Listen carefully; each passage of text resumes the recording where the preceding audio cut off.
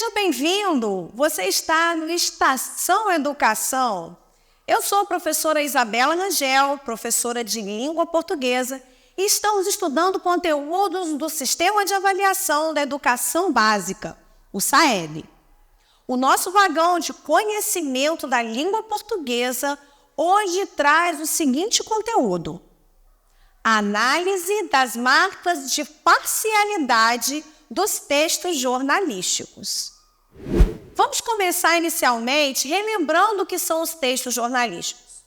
Os textos jornalísticos são todos aqueles que são veiculados em jornais, em revistas, nos portais de notícias. Nós temos vários exemplos deles, como, por exemplo, as reportagens, as entrevistas, nós temos as charges, nós temos os editoriais. Então, todos esses que são veiculados dessa forma, eles são chamados de textos jornalísticos.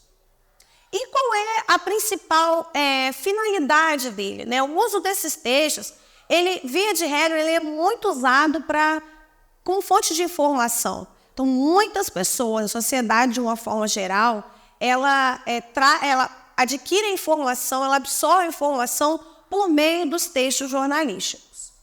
Recentemente, nós temos acesso aos jornais, basicamente, dos meios digitais. Mas há muitos anos atrás, os jornais eles eram impressos. Ainda há alguns no país que são, mas poucos. E eles eram impressos e as pessoas cultivavam muito esse hábito de leitura, sobretudo pela manhã, para saber as notícias do país, do mundo e da sua localidade. Bem, como nós falamos, os textos jornalísticos, eles servem de suporte para muitas pessoas terem as informações. Então, tudo que as pessoas leem aí serve para eles como uma base, um entendimento sobre aquilo que está acontecendo no seu entorno, né? Na sua localidade, no seu país, no mundo. Por esse motivo, os textos jornalísticos eles precisam de um comprometimento com a imparcialidade. E aí que vem o tema da nossa aula de hoje. Já que nós vamos analisar as marcas de parcialidade dos textos jornalísticos, isso significa que alguns textos possuem essa característica. Então, o que é ser parcial ou imparcial? Essa é a primeira coisa que nós vamos avaliar nesse momento. Aqui está o meu celular, eu vou pegar ele na mão aqui para nós entendermos isso. Olha, eu olho aqui para esse celular e você está vendo junto comigo.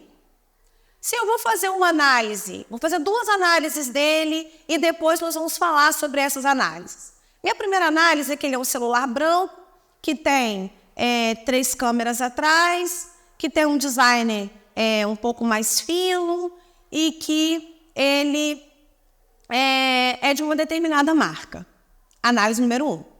Na minha análise número 2, eu vou dizer que esse celular ele é da mesma marca, que ele tem 3 câmeras de boa qualidade, que ele tem uma boa performance para apresentar vídeos, né, para eu assistir vídeos nele, e que a cor branca fica muito bonita no meu celular. Vocês percebem que nós estamos falando do mesmo assunto, só que de formas diferentes?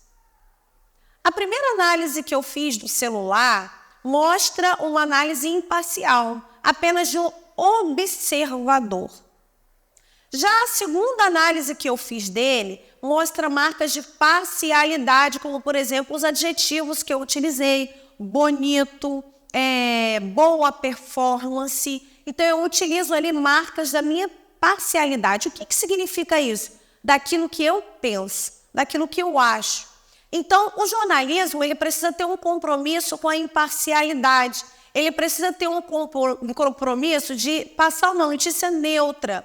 Só que, via de regra, nós vamos perceber que em vários textos jornalísticos isso não vai acontecer.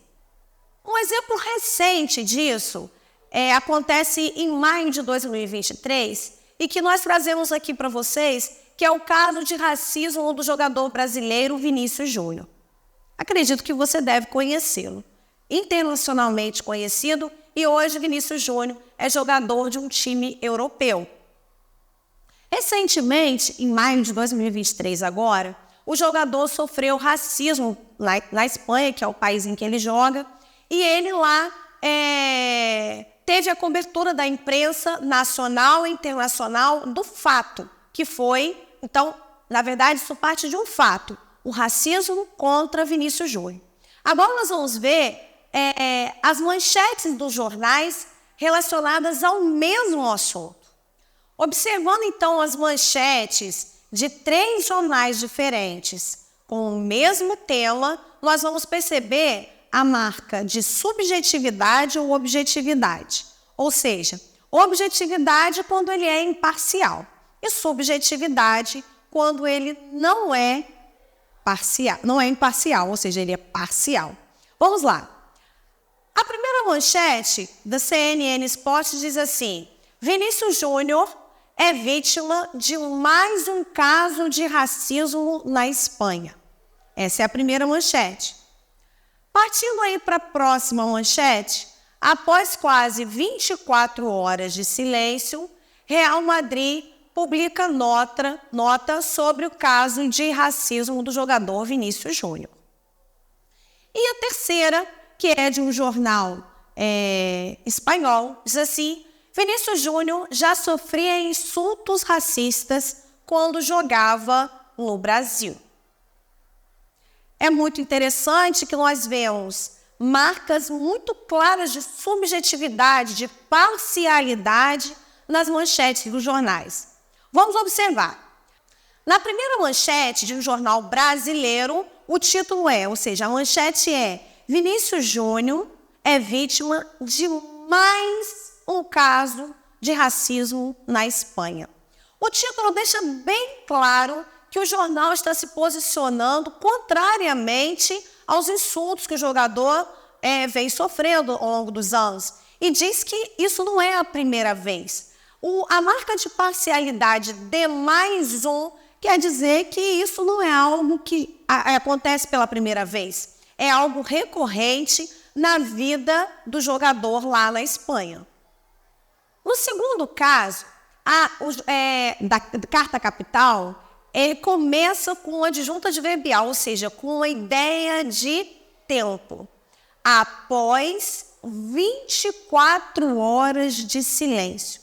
Por detrás aí dessa ideia de tempo, tem muito mais do que propriamente o tempo. Há uma crítica do jornal ao posicionamento do clube onde o jogador joga, que é o Real Madrid. Ou seja, ele está dizendo o seguinte: o clube demorou 24 horas para se posicionar sobre o caso de racismo do jogador. A terceira manchete de um jornal espanhol fala que o Vinícius Júnior já sofria esse tipo de coisa aqui no Brasil. Esse já, embora muito pequenininho, traz uma marca de parcialidade enorme, que quer dizer o seguinte: Vinícius Júnior já sofria racismo no Brasil, por que agora então reclamar que ele está aqui na Espanha e aqui está sofrendo racismo também? Nós vamos perceber nas 3 manchetes marcas claras de parcialidade. Nas 2 primeiras manchetes de jornais, obviamente brasileiros, nós vemos aí um posicionamento pró-Brasil, pró-Vinícius Júnior, contra todo ato de racismo e contra também, no segundo caso, contra o clube onde o jogador joga, porque o clube demorou a ter um posicionamento que que coibisse o comportamento racista da torcida. Já na terceira manchete, nós vemos um jornal espanhol dizendo que isso é algo corriqueiro na vida do Vinícius Júnior, que ele já estava acostumado a lidar com situações racistas. Então você pode me perguntar o que são exatamente marcas de parcialidade. As marcas de parcialidade são todas as linguagens dentro do texto que denotam alguma subjetividade, ou seja, algum posicionamento próprio. Porque a linguagem jornalística, via de regra, ela tem a função de ser objetiva, simples, clara e focada na notícia, na informação. Quando ela traz na sua estrutura, ou quando ela traz ali no seu corpo, alguma marca de adjetivo, alguns advérbios, às vezes, como nós vimos aí o caso do segundo exemplo da manchete, que é o adjunto adverbial, que tem essa função de ser um advérbio, né? Quando tem isso, nós vamos perceber marcas de parcialidade. E talvez você pode me perguntar, existe uma imprensa 100% imparcial? Eu não vou aí dizer para você, mas você tire suas conclusões. Porque onde há o ser humano que escreve, é muito difícil ele não imprimir ali o seu posicionamento, mesmo que não seja como eu acho, eu penso ou eu imagino. Continuando aí a nossa análise de parcialidade e imparcialidade, nós vamos ver 4 manchetes também sobre o mesmo assunto. O assunto é o seguinte, uma pesquisa feita pela Datafolha e que mostrava as intenções de votos dos brasileiros sendo influenciados ou não pela religião na hora de votar. Então, parte de um fato. A pesquisa, ela traz dados estatísticos, dados concretos. A partir daquela informação do dado concreto, cada veículo de comunicação trabalhou esse dado concreto como quis e como entendeu, sem, na verdade, mentir, não há mentira nenhuma, mas a forma como a informação foi passada, né, como ela foi transmitida para o seu leitor, como ela foi veiculada, em cada um deles nós temos uma forma diferente. E aí nós vamos perceber que na análise do discurso, cada veículo de comunicação tem um posicionamento diferente. Vamos ao primeiro, da própria Datafolha. Na hora do voto, 19% dos brasileiros com religião seguem líder da igreja. Segundo, só 19% dos brasileiros são guiados por voto religioso, diz Datafolha. Terceiro, voto religioso só guia 2 entre 10 brasileiros, diz Datafolha. E a última, 8 em cada 10 brasileiros dizem não seguir orientações de religiosos na hora do voto, aponta Datafolha. Bem, nós percebemos que estamos falando exatamente do mesmo assunto, uma pesquisa com dados concretos, dados estatísticos. A forma como essa pesquisa foi trabalhada em forma de texto jornalístico, aí cada veículo de comunicação deu o seu enfoque.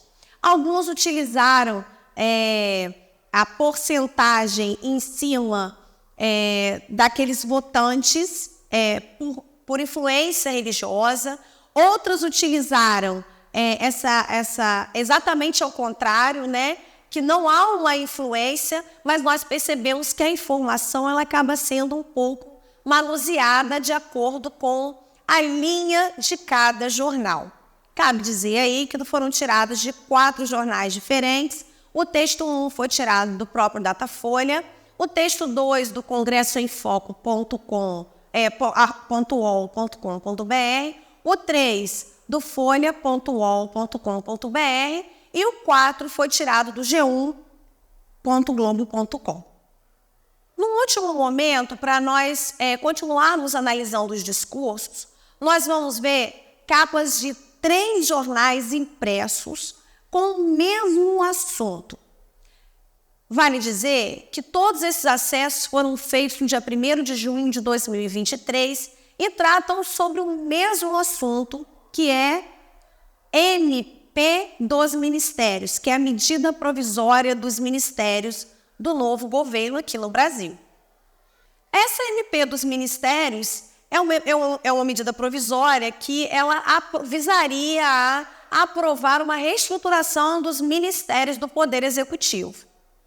E quando nós vamos observar os títulos, as manchetes dos jornais, nós vamos ver a diferença no enfoque do mesmo fato, do mesmo assunto. O primeiro, da Folha de Pernambuco, diz o seguinte: MP que tira o poder das ministras é aprovada. No segundo, do JC, diz: em alívio para Lula, Câmara aprova MP dos ministérios. E no Correio Brasiliense, que é o último, diz assim: Planalto libera 1,7 bilhão e MP da Esplanada é aprovada. Nas três situações, o mesmo assunto, o mesmo fato, tem enfoques completamente diferentes. No primeiro caso, o primeiro jornal traz um enfoque totalmente feminino, né? Dizendo que as mulheres perderam o seu espaço a partir da aprovação da medida provisória. Então, traz aí uma marca total de subjetividade quando ele diz que MP tira poder das ministras. Então, traz o enfoque de que as mulheres, a partir da aprovação daquela medida provisória, elas perderam o seu espaço no Poder Executivo. O segundo, do JC, diz que houve um enorme alívio para Lula após a aprovação dessa MP. Então, ele traz aí um enfoque no presidente, dizendo que ele ficou aliviado após essa MP, essa medida provisória, ser aprovada. Já no terceiro, a terceira manchete, ela traz cifras. Ela diz que o Planalto teve que liberar 1,7 bilhão e aí a MP assim foi aprovada, fazendo até uma sugestão para o leitor entender isso nas entrelinhas. Você consegue perceber o quanto o enfoque foi completamente diferente, apesar do fato ter sido o mesmo? Consegue perceber as marcas de parcialidades desde a primeira manchete até a última manchete? Pois é esse olhar apurado que você sempre precisa ter nas suas leituras jornalísticas.